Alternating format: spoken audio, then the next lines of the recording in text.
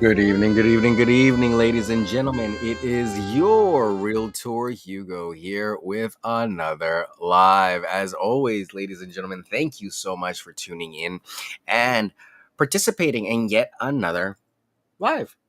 This one is going to be a little bit different. As you can see, there's no back cover because it is not going to be on real estate. It is actually going to be on another topic that is very near and dear to my heart, and that is actually understanding men's mental health challenges and solutions. Today, we're delving into a crucial yet often overlooked topic: men's mental health.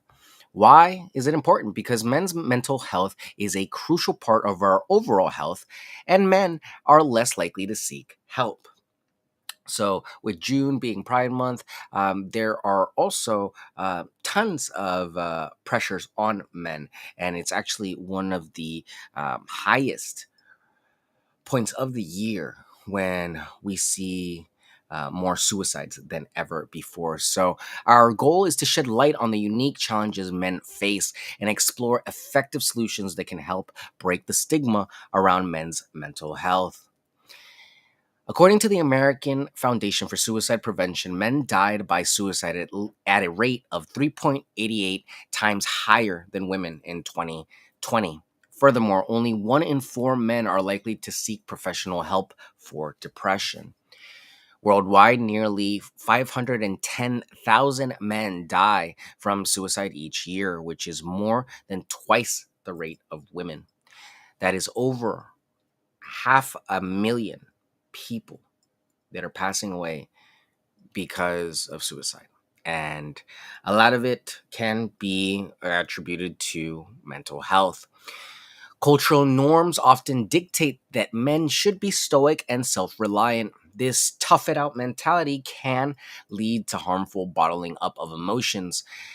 Consider popular film and TV where male characters rarely express vulnerability. This perpetuates the stigma that seeking help is a sign of weakness. Depression in men often doesn't look like sadness. Instead, it might manifest as tiredness, irritability, or loss of interest in work or hobbies.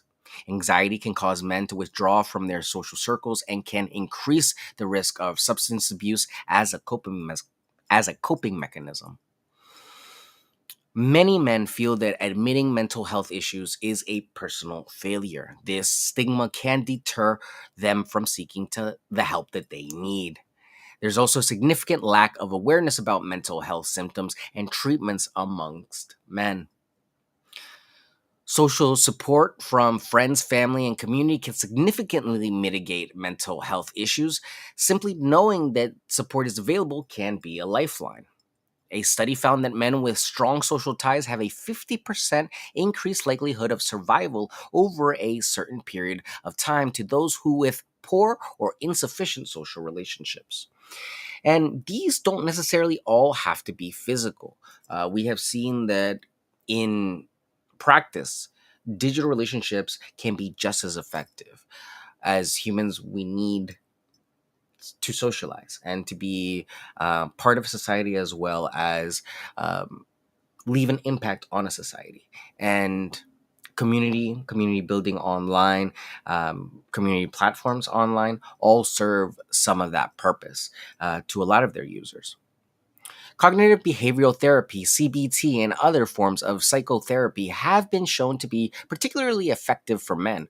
Online therapy platforms like Talkspace and BetterHelp offer accessible options for men who prefer not to attend traditional therapy sessions. Regular exercise, a balanced diet, and adequate sleep are fundamental for men's mental health, and mindfulness meditation can also play a crucial role in helping develop good coping mechanisms into the future. Just as you might see a doctor for physical ailments, it's vital to treat men's mental health with the same seriousness. When talking to a man who might be struggling, start with open ended questions like, "How have you been feeling lately?" to open up a dialogue. Be non judgmental, listen actively, and encourage the discussion of feelings. Let them know that it's okay to seek help. And create a safe space. There's nothing more important to a man than to feel seen and heard. And really, in times when you might feel that no one is there for you, to know that someone is reaching out um, does sometimes cut through the darkness. Um, every case is different. There are some people that you can't feel, bad that you haven't done enough, because it's just they don't understand that there is some sort of outreach being made. There's some people that it's out of your control, and they need professional help. They need something more than just a friend or a family member to assist them through this dark time. So be aware of this, that as much as you might want to fix the problem at home, there might undoubtedly be something that's just out of your pay grade. And that's why we have professionals. The same way I always say to use a realtor or real estate professional when buying a home, I wouldn't venture into the world of mental health without a trained professional. So even though we have these discussions for awareness, I always implore you to find a trained professional to help you with your mental issues and to help you develop better coping mechanisms on how to deal with the ups and downs of life, because undoubtedly there will always be ups and there will be always downs, but the majority of the game of life is about how you respond and react to what happens to you. So remembering that and keeping that in the forefront of your mind and as a priority as a man sometimes is a little bit difficult, especially when there's so many things that are being thrown on our plates and expectations and norms that are meant to stay um, unbroken. It can be a lot, especially if you're a man trying to discover yourself and find yourself and create an identity for yourself in 2024. It can be quite a world out there. So I wish all of you the best of luck out there. Today, we covered the significant challenges and effective strategies related to men's mental health. And I encourage each of you to carry out the sentiment and follow up with conversations that break the silence and help dismantle the stigma around men's mental health. Reach out to your men. Don't be afraid to talk to a professional. Don't be afraid to talk to your friends about their issues and their problems. I know that might not be cool. I have been made fun in the past for reaching out to some of my boys for you know their own issues that it ends up being very obvious, like, hey, there's something going on here, like, are you okay?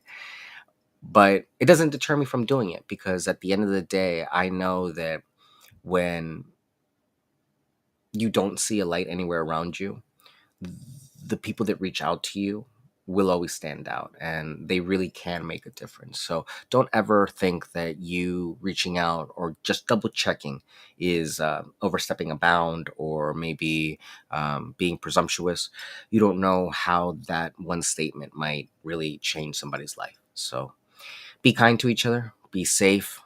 Don't forget that our mental health is all our responsibility, because we have to be held accountable for who we portray ourselves to be out into the world and how we interact with those around us. So um, I hope that all of you are hanging in there, having a great month. And if you need anything, are reaching out to someone.